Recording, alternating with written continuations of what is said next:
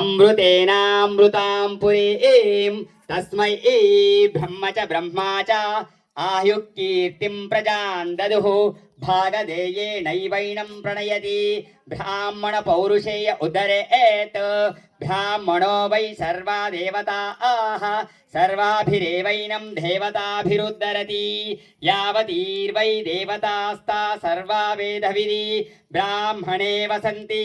तस्मात् ब्राह्मणेभ्यो वेदविद्यो दिवि दिवे नमस्कुर्यान्ना श्लीलं कीर्तये देता एव देवता आह